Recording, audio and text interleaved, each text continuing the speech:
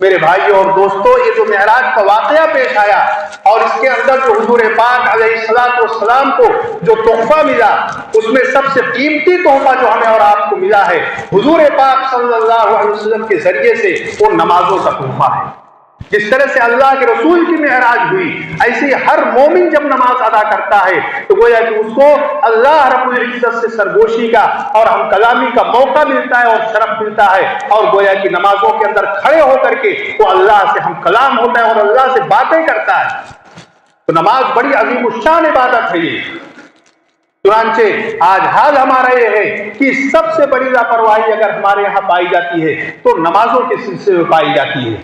جمعہ ہم پڑھ لیتے ہیں، عیدین پڑھ لیتے ہیں، لیکن 5 وقتہ جو نماز ہے اس کی پابندی ہم نہیں کرتے ہیں، جبکہ یہ نماز ہر مسلمان پر فرض ہے۔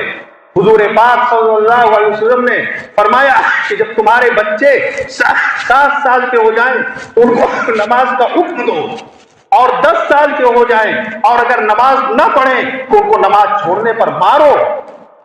کسی اور چیز کے بارے میں اللہ کے رسول نے مارنے کا حکم نہیں دیا ہے، بلکہ آپ نے مارنے سے منع فرمایا ہے، لیکن نماز کے ترک پر اور نماز کے چھوڑنے پر اللہ کے رسول نے اپنے بچوں کو مارنے کا حکم دیا کہ اپنے بچوں کو پٹائی کرو اگر وہ نماز نہیں پڑھتے، جبکہ نماز فرض ہوتی ہے بالغ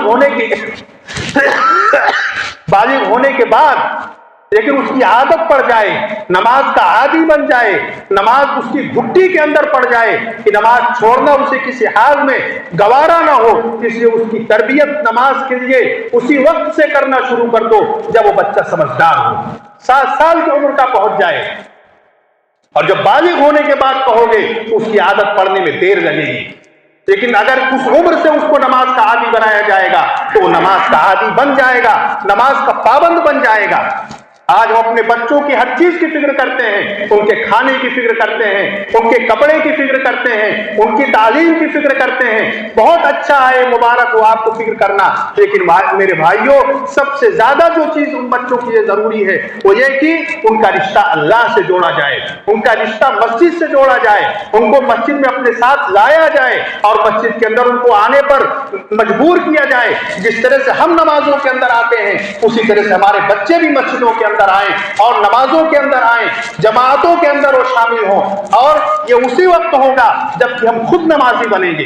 باپ اگر نمازی نہ ہو، ماں اگر نمازی نہ ہو اور چاہے کہ اس کا بیٹا نمازی بن جائے تو ایسا ہو نہیں سکتا، پہلے ہم کو نمازی بننا پڑے گا۔ اور نماز اتنی عظیم الشان عبادت ہے کہ نماز ایک مسلمان اور کافر کے درمیان گویا کہ حد فاصل ہے۔ اگر ایک آدمی نماز پڑھتا ہے اس کا مطلب یہ ہے کہ وہ مومن ہے۔ اللہ کے رسول نے فرمایا کہ جس کو مسجد آتے جاتے دیکھو اس کے ایمان کی گواہی دو، لیکن اگر وہ مسجد نہیں آ رہا ہے، وہ نمازیں چھوڑ رہا ہے اور اس کی کوئی پرواہ بھی نہیں کرتا ہے، جسے آج ہمارے معاشرے کے اندر ہے، اکثریت کا حال یہ ہے کہ بے نمازی ہے۔ میرے بھائیوں بہت افسوس کی بات ہے، حضور پاک صلی اللہ علیہ وسلم کے زمانے کے اندر منافقین جو تھے، اسلام کے دشمن جو تھے اور اسلام کو نقصان پہنچانے کی کوششیں ہر پل کرتے رہتے تھے اندر سے، لیکن وہ بھی مسجدوں کے اندر آتے تھے، نماز کی پابندی کرتے تھے، جماعتوں کی پابندی کرتے تھے۔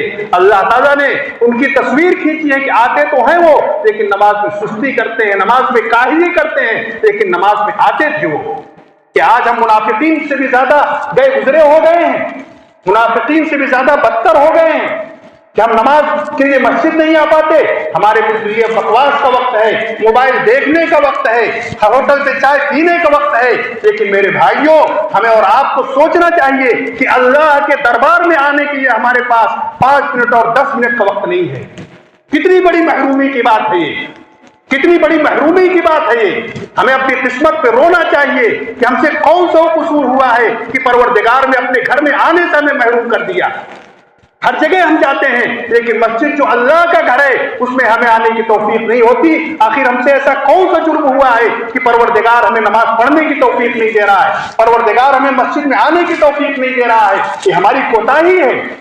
ہم توبہ کریں اور گناہوں سے معافی مانگیں اور یہ عہد کریں کہ ہمیں مسجد میں 5 وقت جانا ہے، نمازوں کی پابندی کرنی ہے، گر پڑ کر کے جو بھی حال ہوگا، لیکن مسجد ہمیں ہر حال میں پہنچنا ہے۔ یہ ایک مسلمان کی ایمان کی نشانی ہے، ایک مسلمان کی مسلمان ہونے کی پہچان ہے۔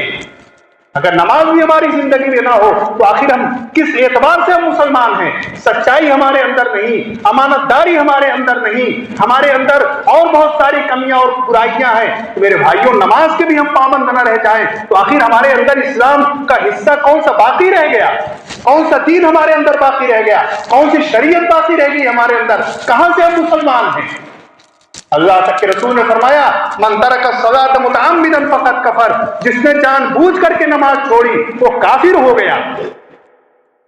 हमें डरने की जरूरत है अल्लाह रब्बुल इज्जत से कि अल्लाह के रसूल सल्लल्लाहु अलैहि वसल्लम जो हमारे लिए तोहफा लेकर के आए मेराज के अंदर से, हमें उस तोहफे की कद्र करनी चाहिए। और अगर हमने कद्र न की और नमाजों की छोड़ने की जो आदत हमारी पड़ी हुई है, अगर हमने अपनी ये बुरी आदत को न छोड़ा तो मेरे भाइयों, खुदा की पकड़ से हम बच नहीं सकते हैं। इसलिए हम सब तौबा करें और आहद करें कि हम खुद भी नमाज पढ़ेंगे और जमात की पाबंदी करेंगे और अपने घर के अंदर भी हम नमाज का माहौल बनाएंगे। अपनी बीवियों को, बच्चियों को, अपने बेटों को हम नमाज का आदी बनाएंगे और अपने बच्चों को मस्जिद के अंदर लेकर के आएंगे। हम मस्जिदों को आबाद करेंगे, मस्जिदें आबाद होंगी तो हमारा घर आबाद होगा, हमारा मुआशरा आबाद होगा। और अगर मस्जिदें वीरान हुई तो हमारा घर भी नहीं बचेगा, हमारी बस्तियां भी नहीं बचेंगी। अल्लाह रब्बुल इज्जत हमारी हिफाजत फरमाए। खुदा न खास्ता अगर मस्जिद वीरान हुई तो हमारा सब कुछ वीरान हो जाएगा। हम बचा नहीं पाएंगे अपने आप को, न अपने घरों को बचा पाएंगे, न अपनी बस्तियों को बचा पाएंगे। हमारी आबादी और हमारी इज्जत और हमारी शोहरत, हमारा इत्मीनान और सुकून सब कुछ वाबस्ता है इसी मस्जिद से। मस्जिदें आबाद होंगी तो अल्लाह हमारी हिफाजत करेगा। अल्लाह रब्बुल इज्जत हम सबको इन बातों पर अमल करने की तौफीक अता फरमाए। व आखिरु दावाना अनिल हम्दुलिल्लाहि रब्बिल आलमीन।